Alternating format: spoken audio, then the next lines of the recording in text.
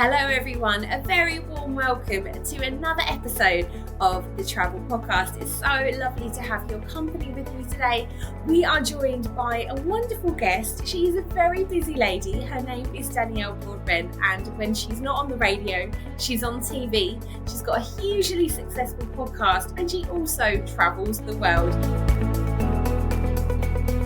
Danielle, welcome to the Travel Podcast. Oh, thank you so much for having me. It's really nice to be here talking about one of my favourite topics. Oh, Danielle, I mean, as I said in the intro, you are a dynamic, busy lady, a girl on the go. But for anybody who's being introduced to you on the podcast for the first time, can you just tell everyone a little bit more detail about yourself and what you do? Yeah, well, first and foremost, and most importantly, I am a mother of two.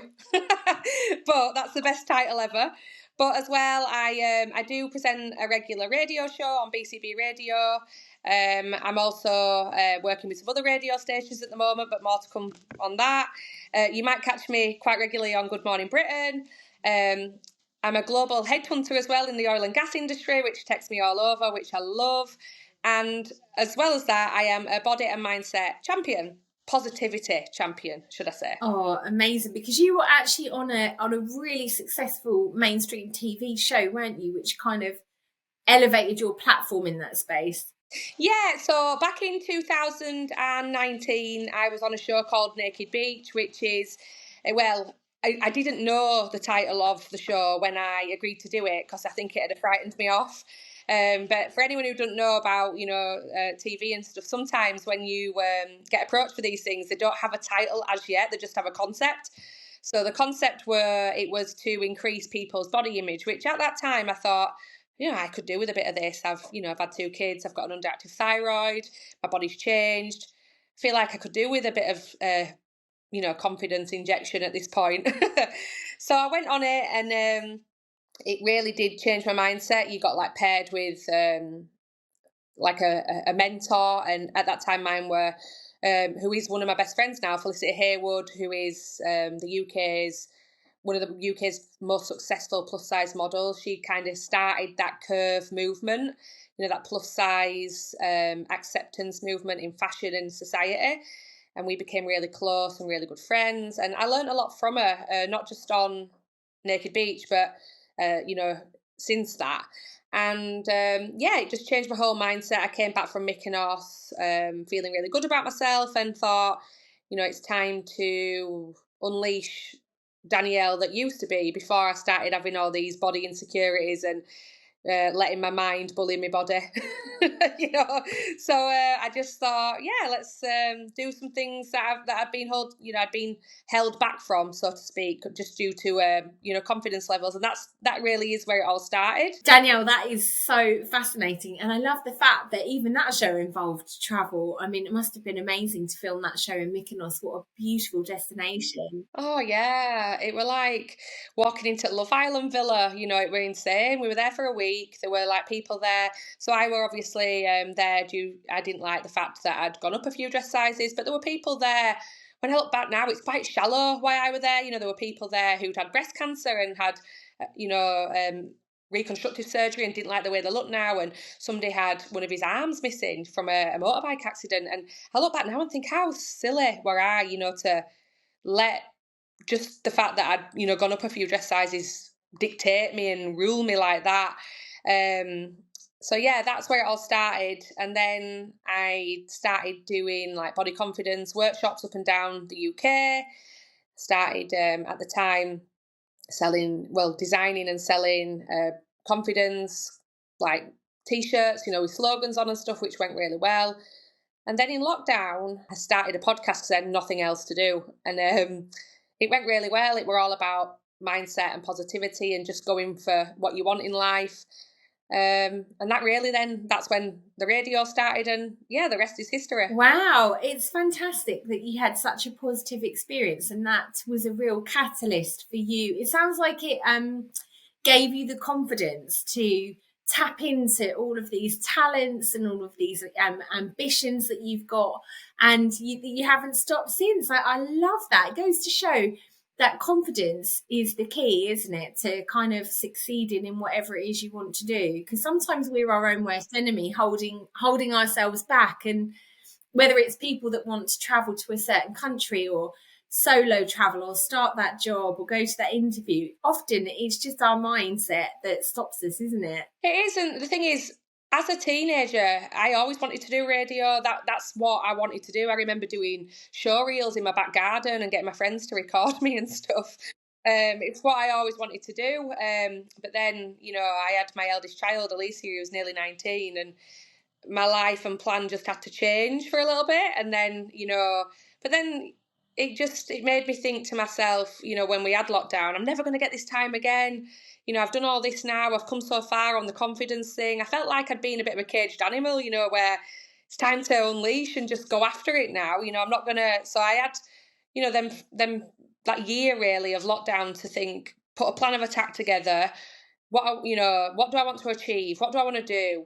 And that's what I did, and I just don't now take no for an answer. I love that. But going back to the, like you say, we even travel and things, I remember, going away with my children, and because I were that curvy girl, don't get me in any photographs. So like, I feel like even with the travel side of things and life in general, that, I look back at that time and think I've got like chunks of memories where photos of my kids on beach and stuff where I'm hiding behind them and stuff, and it's a rubbish way to live, really. It just goes to show that you've come such a long way, and I think that will be so inspirational to hear for our listeners, because so many people will relate to your story, and it might actually be similar to their journey in lots of different ways. It might be something's holding them back, and you're just proof that actually it is mindset, it is about confidence and just like going for it.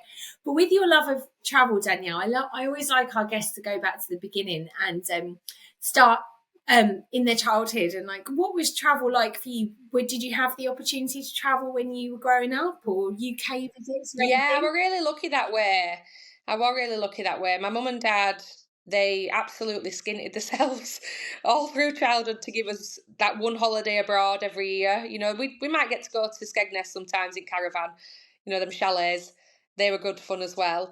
But yeah, every year, I remember having one holiday abroad with my mum and dad every year from being really young. It were embedded in us, and I look back now and think of all the sacrifices that my mum and dad made to get us there, and yeah, I remember the stress, but they did it, and I loved it. I love that. It's really interesting. And I think when you have grown up in a situation where you can see your parents, especially, like you say, making sacrifices to give you that opportunity to travel, I think it humbles you and makes you so much more grateful, and you don't take things for granted. I think that actually enhances your travel experience, because then everywhere you go, you're in awe of it, and you don't just kind of turn up and take it for granted. Would you agree? Absolutely. And I mean, I were only young then, so I obviously didn't. I mean, don't get me wrong, we had holidays from me being,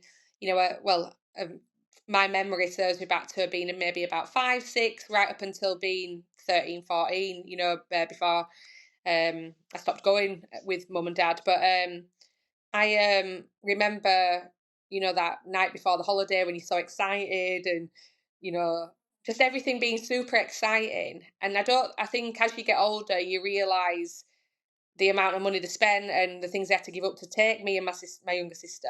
When I was younger, you kind of think that life's for free and things don't cost money, but then as you get older, you realise that actually, mum and dad really do try hard. And I have them lovely memories of us going to, we went to Spain most years, different parts of Spain, and we just loved it. And the best thing about it is back then it was so basic, like it were like a 3-star, which is fine, but as I've got older, like my tastes have changed, things I enjoy have changed. But I look back now and I look at my kids and I think, God, they're so hard to entertain sometimes, and they need all singing and dancing and everything. And, when I were a kid, we were so happy just being around that pool with no entertainment team, no, inflatables in pool, nothing like that. We were just so happy to be there. The world's changed so much. It really has. Yeah, sometimes taking things back to basics and keeping it really simple is like almost the way forward.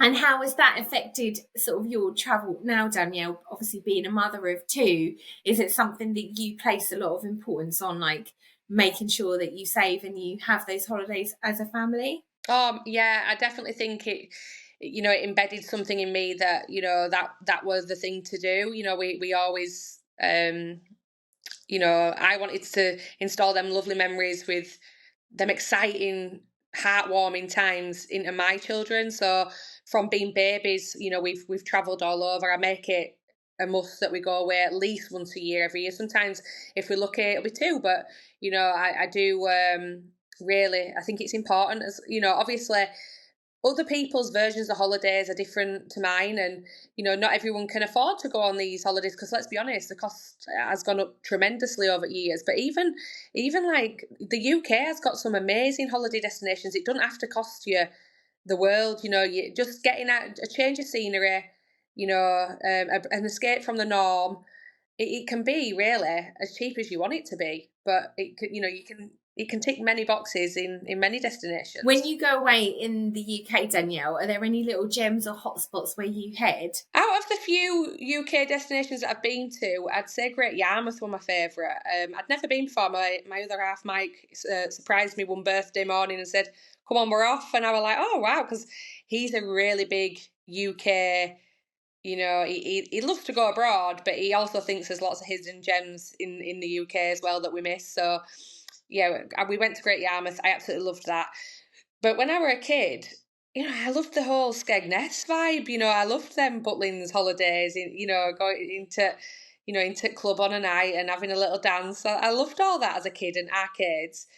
But one hidden gem, well, it's not even hidden, but one place I haven't been that's really on my bucket list for the UK is Cornwall. I've heard so many nice things about Cornwall. Um, and the only reason I haven't been yet is because I've booked it a few times, but ended up changing my mind because I've managed to get abroad for cheaper. It's insanity, isn't it, That is that? the thing. Yeah, it can be quite pricey. We went last year, and I hadn't been since my childhood, and it is so stunning. And if you get the weather, you do feel like you aren't in the UK anymore, because the it's so picturesque and so beautiful. So yeah, I think at one point, no matter what the price, I would say I definitely recommend going there and for a change. Definitely want to. But as well, like I've been to Scotland and Wales, not on holidays, just for little trips, and they're really beautiful places as well, where I feel like I need to spend more time. So yeah, there's definitely UK places that I feel like I need to get more involved with. And you travel now for work as well, so let's talk about that, because I know Dubai especially is somewhere that you travel to. So how did that come about, and how long have you been traveling with your job in recruitment? I started back in recruitment in 2020. And it's all oil and gas and safety. So Dubai is massive in the oil and gas world, and every January they have a safety show. So I lucky enough to be able to go there every January for this safety show and get to spend a few days, just exploring and doing what I love, sun worshipping. But as well, Dubai is fantastic, but I go to the US as well for work once a year. And I love the USA, I really do. And have you got any tips for people that travel for work? And sort of like, I'm interested to know kind of how that differs, because obviously when you sort of see all the pictures on social media, it looks really glamorous that you're over in Dubai or America. But what is the kind of like The reality? reality is, if I feel like even when I go on holiday for work, that says it all. I feel like when I travel for work, it still feels like a vacation because it's not your normal day in the office. Yeah, I work hard. I go to the safety show about three. The safety show's usually on for about 3 days, and I rock up every day for that show. But I always make sure the shows start around 9 and they end at about 5.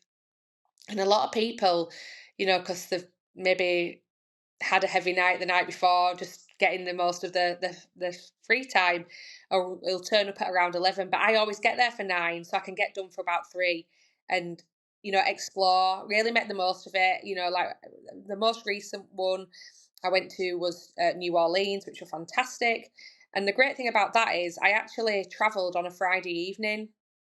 and some people will be like, oh, well, you're eating into your weekend, but I had the weekend in New Orleans, so I got there on the Saturday, had all weekend to explore and do what I want. And then Monday, Tuesday, Wednesday, I had the show, but 9 times out of 10, I was done for 3 o'clock. So I could still go and eat out. I could, do all sorts. So yeah, I like to cram as much in as possible, work and pleasure, because it's a once in a lifetime, and I'm probably not going to go to New Orleans again. So it's best to get as much in as possible. So when you're in Dubai, for example, do you plan, roughly when you might finish work and when you might have some time to explore? Are you the kind of person that goes online and like researches? Do you plan ahead, or are you more of a spontaneous kind of girl? A bit of both, really.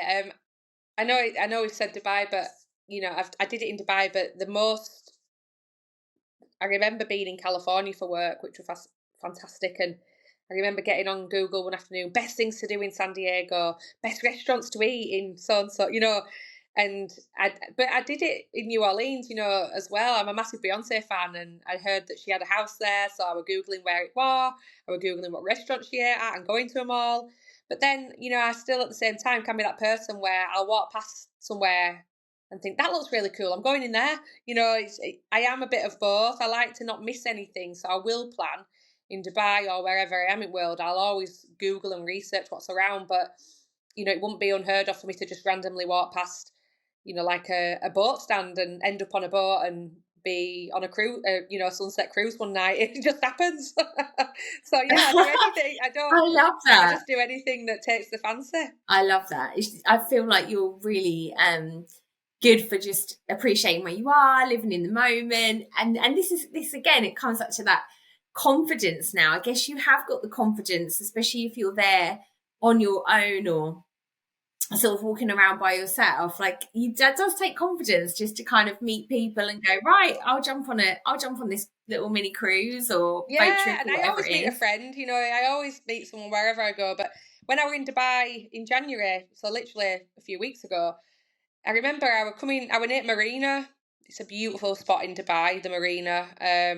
All the buildings are all lit up and it's just so nice. And it was 10 o'clock at night, and I remember seeing all these little boats and thinking, oh, it's my last night, I feel like I need to get on one, and explore. So I went up to the stand and I said, where can you take me? And are you still open? I know it's 10 o'clock. And he went, yeah, we can take you on a night tour around the Palms. I went, let's do it. So I ended up on a boat after pitch black, traveling around the Palms, so I could look at the Atlantis and I could look at, where the Prince of Dubai lives. And it was fascinating. And I just thought, should have probably done this through day. So, do you know what? Actually, I think that's really cool to see everything lit up at night, because I think that's one of the things I loved about Dubai. Have you spent much time around the famous fountains? Yes, beautiful. It looks like a postcard. You take a picture, and when I looked back at it, I remember sending it to my mum, and she said, it looks like a postcard. And it's real, it's absolutely beautiful. And then fountains, with the way they play to the music, it's like another version of the Bellagio, isn't it, in America, in Vegas.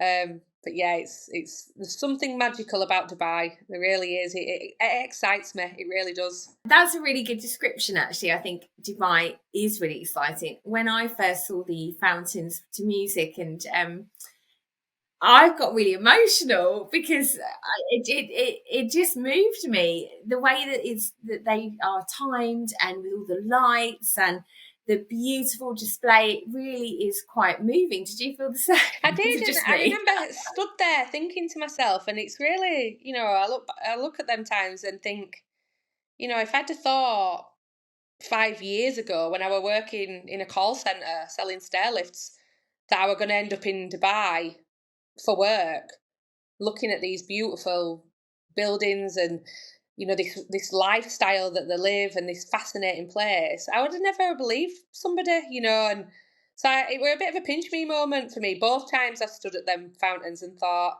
well done, Dan, you did it. You got it. Oh, I love that. It's one of them where it's gratitude, isn't it? It's like you worked hard, because you have to work hard. And look where you are now. Let's keep up the hustle. One day we might live here for 3 months. Brilliant. And just going back, I just want to explore that. So you were working in a call centre for stair lifts. Great product that obviously people need, but not maybe for you the most glamorous of jobs. Was it going on the show that then changed your career, or how did you move? I was at the stair lift company when I went on the Naked Beach show, and I went back to the stair lifts after that. You know, my friend owns the company, so you know it were a great place to work in the sense where you know it was surrounded by a lot of people that I know. My mum works there as well. She's an administrator there, and you know it was just a nice little family unit in the call centre. But I just decided after the show, because I'd changed so much as a person, that it was time for me to change in other areas and do things that I actually wanted to do. You know, when I was sat there and I'd worked there 10 years, you know, on and off for about 10 years. And I thought, I either need to make a change now or I'm going to be here forever. You know, and I didn't want to I'm 40 now, but I didn't want to get to 40 and think, I wish I'd done this, I wish I'd done that. So, you know, and, you know, the owner of the company, she's always going to be the owner of the company. She's like around my age. So it wasn't like there were room to grow and progress and I were going to be sat in her chair one day. We're never going to be like that. So I thought if I want to change my lifestyle and, you know, travel and show my kids the world, I need to make changes as well. So I just decided that it was time for change, and you know this job in recruitment came up, and it were to start a new sector for their business. And years ago, I'd have been really terrified at that, thinking, oh my God, all this pressure, I need to start a new division. No one's going to, you know, there's no business on it, you know. But I thought, no, I can do this. I'm going to do it. And I went and I did it. And, you know, the international travel obviously swayed me. So I thought, oh, you get to travel internationally. I'm going to do it. And I started in January 2020 and we went into lockdown in the March. So it was like, oh my God. You know, oh my God. But do you know what? That was the making of it, because I was at home, I had my laptop and stuff, and I just were working from home, and I thought it's sink or swim, and I'm going to swim. And I did really well, you know, so it was just like, and then I did the podcast on the side. So yeah, it happened how it was meant to, and here we are. I love it. Love it. And what would your advice be for anyone listening that is really inspired by your story and they think, do you know what, I'm in a job that maybe I don't want to be in for the next 10 years. I'd love to find a career that could allow me to travel. Would you have any tips or advice for people, Danielle, that might want to follow in your footsteps in some way? Yeah, I mean, I think the most important thing is to believe that you can. You know, you need to invest in yourself. You know, if you don't believe in yourself, the interviewer or whoever you're trying to get in with ain't going to believe in you if you don't believe in yourself. But life really is too short to be unhappy, and you spend most of your life at work, so you have to be happy. And let's be honest, like, you know, we'd all love to run into sunset, won't we, and just travel whenever we wanted to or do what we want every day. But the reality is we all have to work because we have bills to pay.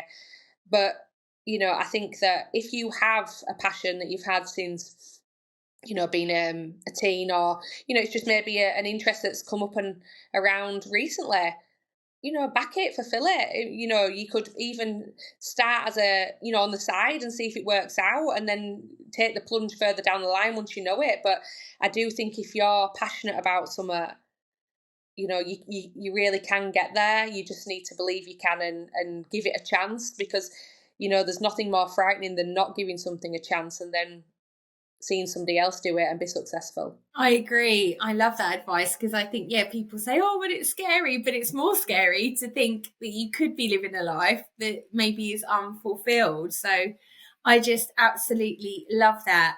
Have you got any other places in the world, Danielle, that you really love, or have you got any bucket list destinations or trips this year that you're going on? Oh God, I just travel is so exciting to me. Last year I calculated that from May I was away every single month for something. I know, Wow. so I think I went, and in July I went to you know, away 3 times, but it was my 40th last year, so I did all sorts. But one of my bucket destinations last year that I got to were Vegas, which I absolutely loved, which I'm going to go back to next year because I just feel like with Vegas that I just scratched the surface. There was so much that is still to be done. I've unfinished business in Vegas. California as well. I went to San Diego for work, and I think about California every day. It's just such an amazing place. But again, California is massive. I've seen like 1 centimeter of it. San Diego, but there's Hollywood, there's LA, there's so many things. But I think America kind of fascinates me because every single state is so different from the next. So I want to see more of America. I want to go to New York and I want to go to Florida. I want to go all over America, actually. Let's just put it out there. I want to see everywhere in America. I have family in Australia as well. I'd really like to go over there and see that way of life.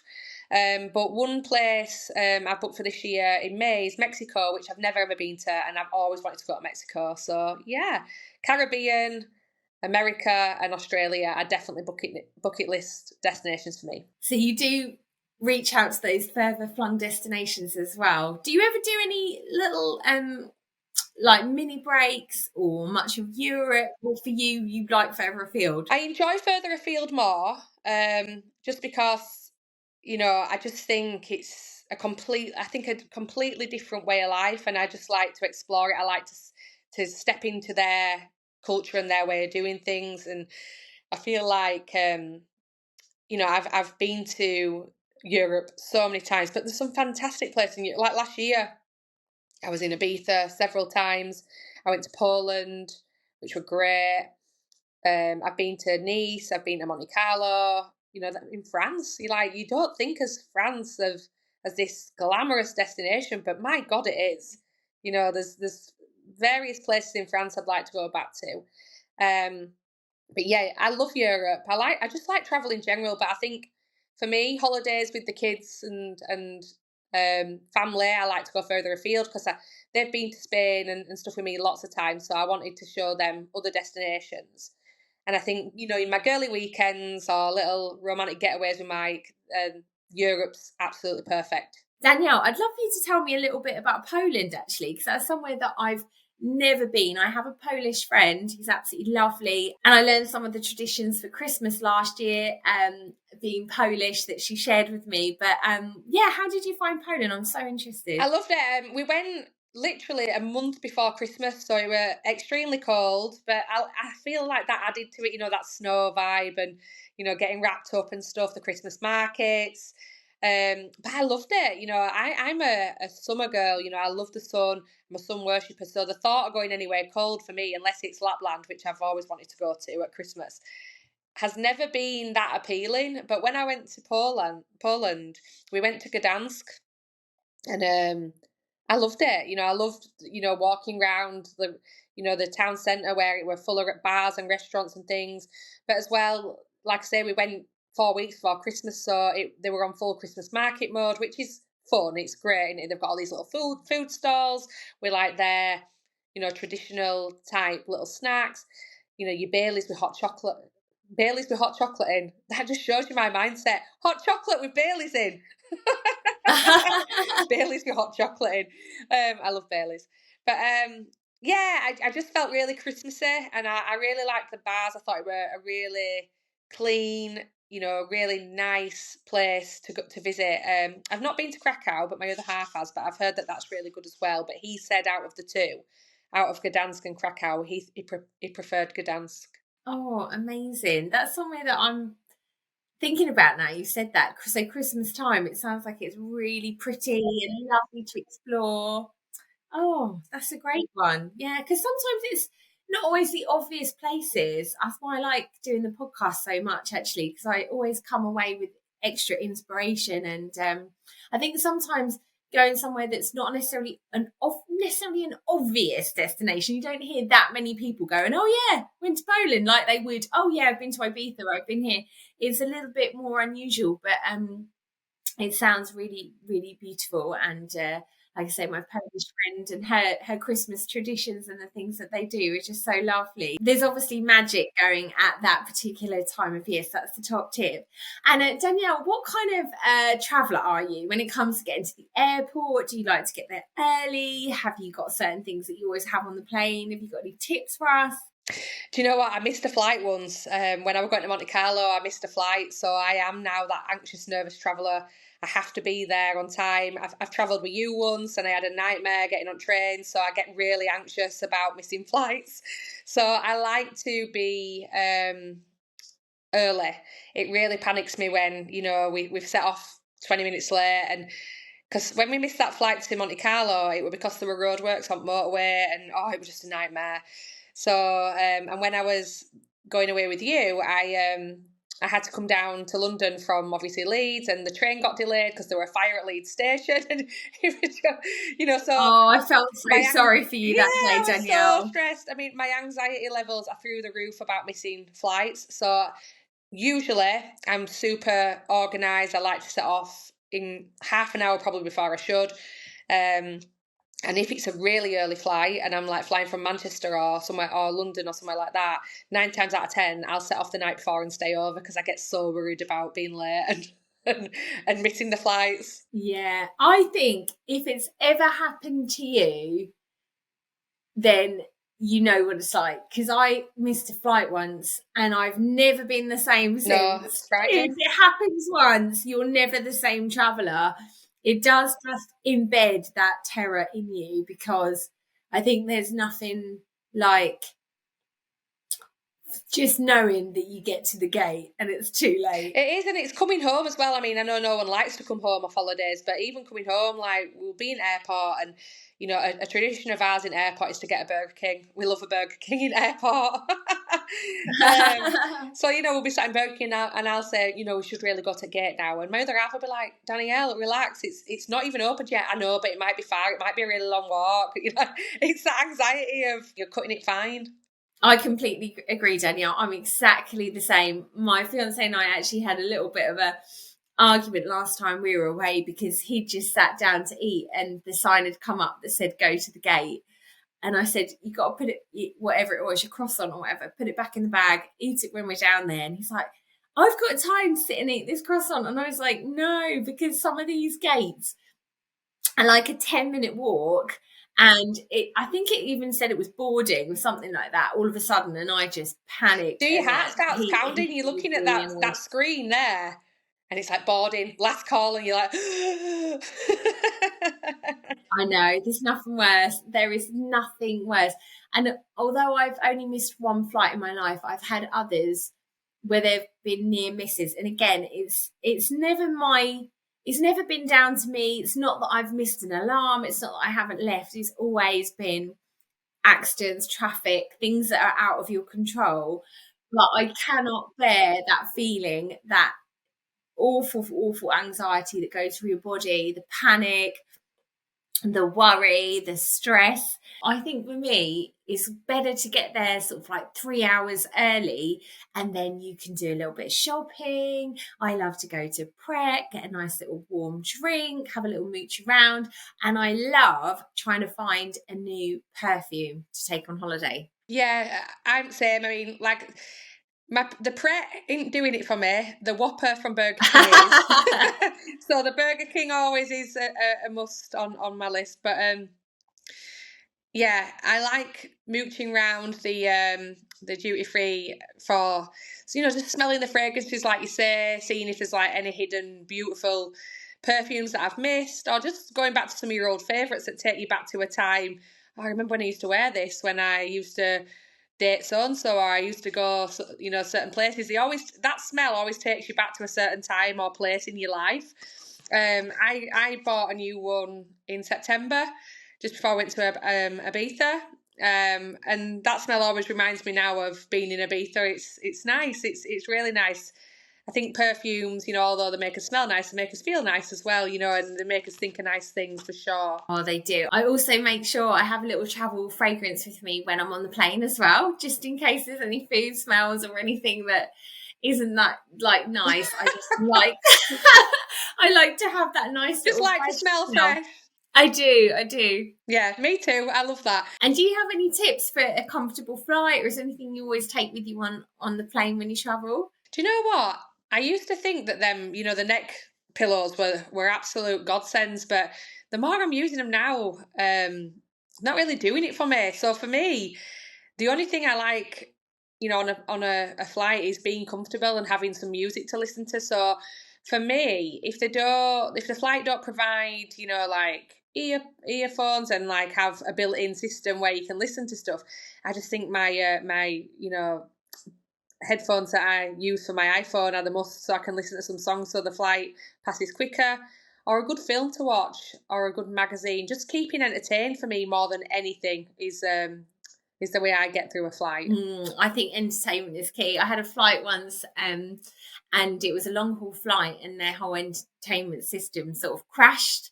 And it really made me realise that you can't ever rely on that. And at the time, I think I had my laptop with me. So I did like really boring things, like just deleted a load of files and stuff, like just trying to do something to entertain myself and look back through photos and stuff like that. But it makes me realise you always have to be prepared, because if anything like that happens, you don't want to be on a flight for 10 hours with no entertainment. So make sure you've got a book, or like you said, you've got music, you've got something. Exactly. And you rely on that so much, because when we were coming back from Egypt, or it might have been Egypt, or it might have been New Orleans, but I remember like watching Bridget Jones and The Bodyguard, and they're like real classics that I hadn't seen for years, and that made the flight so enjoyable, so I think like you need to have a film to watch, so maybe taking your laptop and downloading some films on there just in case the flight system does always go have a backup might be an option, because I'd hate that. It's funny, these things stick in your mind, but it only happens once and then never again. Like I always make sure I have my little tablet with downloaded films on now, always have my earphones, always have podcasts downloaded on my phone, just in case. The earphones are a must, definitely. Like even like I don't really sleep on planes. I find them really uncomfortable. So if I can just like put my head back, close my eyes, and have some music, it just relaxes me a bit. And if I'm going to have any chance of dozing off, that might be the one. Music is the key. Oh, well, Danielle, it's been such a delight to chat to you on the Travel Podcast. What really shines through to me is just how inspirational I think you are.